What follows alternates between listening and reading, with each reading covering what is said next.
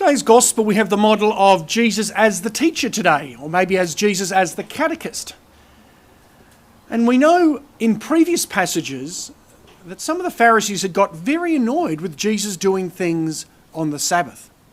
And here Jesus, as opposed to saying to these Pharisees, you disagreed with the fact that I healed a person previously on the Sabbath. You've made issues of this. They were talking about it. Jesus doesn't have a go at them. Jesus enters into almost like a discussion about this beyond their own position. He doesn't ridicule them. He doesn't drag them down. He doesn't say, you got it wrong. And he gets them to think about the bigger picture. What is God really wanting us to do? What is the Sabbath for? What is our life for? What is our life of faith for? That's the question for all of us. The church sometimes teaches that we need to develop a conscience to work out what is God's desire for us. What is God's will for us, and how do we live that out? And that's in a unique way for each person, because each person is unique. That's the challenge of being a teacher at times. Sometimes teachers, catechists might find this as well, and I find this as well. Sometimes it's much easier to just say the same thing and say everyone's got to do exactly the same thing. A bit like we're teaching maths. 2 + 2, always going to be 4.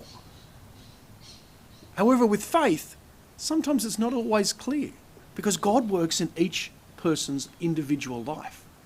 And each person is called, yes, to respond to love and to live out the way of love. But the way that's lived out sometimes is a little complicated, because we're all in unique situations, unique contexts, and we're unique people. We do live the 10 Commandments, we live the way of God, but how that's lived out is for each of us, because we have that individual personality. And so as a teacher, we can't just mandate everyone should just do exactly the same thing. We aren't all called to become robots.